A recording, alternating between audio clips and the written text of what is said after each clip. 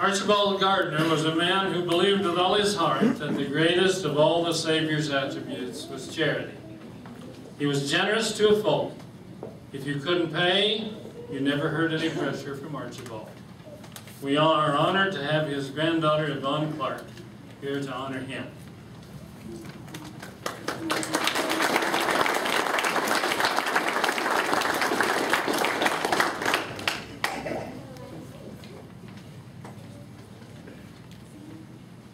I wish to extend my thanks to the Afton Heritage Committee for the privilege of honoring Archibald Gardner today.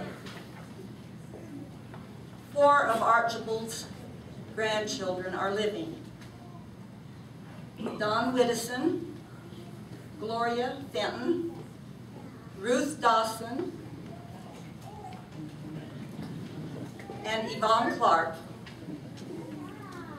And I would like to mention, since we are honoring today Elma Draney, that Laura Draney is also a granddaughter of Archibald Gardner and my first cousin. I am Archibald's youngest granddaughter and the youngest living grandchild. And my father, Franklin Gardner, is Archibald's youngest of 48 children. Archibald was born in Kilsyth, Scotland in 1814 and immigrated to Canada with his parents at the age of 9. The family endured extreme hardships, overcoming poverty and the harsh weather. One winter, all of the mills froze up. Archibald wrote, "At that time, my father bought a pepper mill for $2, and we ground all of our flour in it for over a year. I have stuck to it until I was almost sick of living. To my childish mind, a grist mill was mankind's greatest boon." I believe that this experience was a great contribution to Archibald's passion for building mills. Being extra strong and skilled with an axe, Archie in his teens cleared enough land for wages to buy land of his own. He felt that there was a crying need for mills in the area. At the age of 23, with ingenuity, hard work, and excessive debt, he built a flour mill for $3,300. By working long hours, unbelievably long hours, he paid that debt off in 5 months, and then he built a sawmill. 2 years later, he built a second flour mill. In February of 1839, he married, at the age of 25, Margaret Livingston. 6 years later, Archibald and Margaret, his parents, his brothers, 2 brothers, and his sister, and their young families, all joined the Mormon Church. The persecution against the new church was endless. And so Archibald was treated so badly that he sold his mills valued at $11,000 and at a fraction of what they were worth. And he and his extended family joined the body of the church at winter quarters. After arriving in Salt Lake Valley on October 1st, 1847, he and his brother Robert started to build a sawmill immediately and sawed the first lumber, commercial lumber, in Utah. They were second to build a flour mill, and they had the flour mill operating in 1848 for the harvest, the wheat harvest in the fall. Archibald continued to build mills in a number of places to help with the need for lumber and to have grain ground. In addition to building over 30 mills, he also built canals and bridges. Wherever he built, other industries sprang up. His great desire was to build up the country. As Bishop of the West Jordan Ward for 32 years, he was responsible for education and other secular needs. Under his direction, buildings were constructed for community functions. It is written in his biography that Archibald's fairness in his deals, his attention to the needs of the people, his cheerfulness and kindness won him the affection of the people. His faith in the gospel was unshakable. Nothing men did or said affected it, even though it may be a reprimand from the president of the church. Susan Young Gates,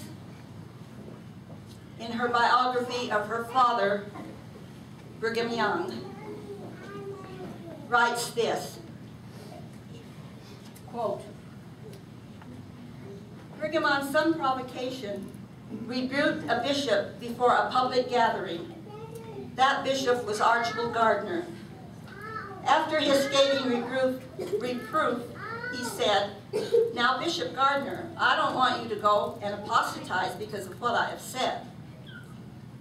The bishop arose and in stentorian tones replied, don't worry, Brother Brigham. This is my Father's kingdom, and I have just as much right in it as you have. After the Edmund Tucker law was passed, he was in constant danger of arrest. He decided to prospect for mill sites and came to Afton in October of 1889. Finding this location to his liking, he decided to begin operations immediately. A grist mill is a sore need for settlers, and news that a sawmill and a flour mill would be built in Afton was received with gladness, and men gathered prepared to go to work. Archibald put his hand in his pocket, pulled out a $5 piece, and said, this is all the cash I have to begin with, but if you men will work with me, I will pay you back every cent, and the mill will be putting out flour for you by Christmas. Every man was willing to trust him. The flour mill was putting out flour by Christmas, and the sawmill was finished in January. After the mills were in successful operation, he turned his attention to the needs of the people. He found that provisions in the valley were scarce, and in the event of a hard winter, the residents could be in danger of hunger. He made a trip to Salt Lake City and told President Wilford Woodruff of the situation. President Woodruff gave him $500, with which he bought wheat and corn and flour and other provisions and had them brought into the valley before winter. That winter, hundreds of cattle died from starvation. Many families lost their last milk cow. If it had not been for Archibald's foresight, many people would have suffered hunger before spring. There are many stories told of Archibald's great energy and foresight in providing not only for his large family, but for the needs of the community. President Monson has written and spoken of Bishop Gardner's compassionate service in helping the poor and the hungry, of sacks of flour left on the doorsteps of destitute families, of refusing flour to someone who had money because he was saving his flour for those who did not have money and could not buy it at the store, of paying more for a beef than was asked because the seller was a poor man.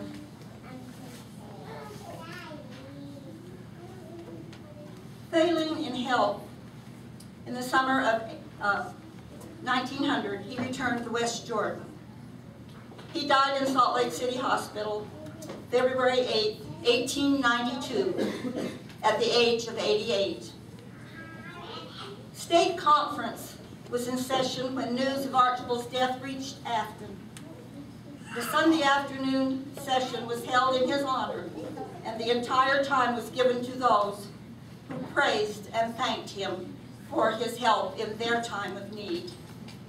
George Osmond, the state president, said that no person that had ever entered Star Valley had done so much to assist its people or to build up the country. But perhaps the greatest tribute to Archibald Gardner was paid by his youngest wife, Mary Larson, in her welcoming address at the at a Gardner reunion held in Star Valley in 1912. To a very large crowd of people in her welcoming address, she said, "I have never seen the day when I regretted marrying Bishop Gardner." This statement sums up the devotion, the unselfishness, and the faith of a noble woman.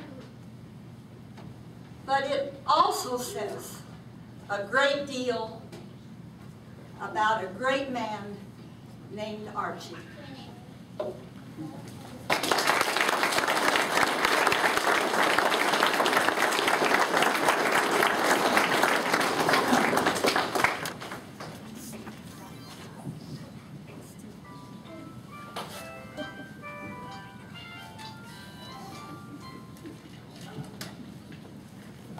The Gardner family, please stand.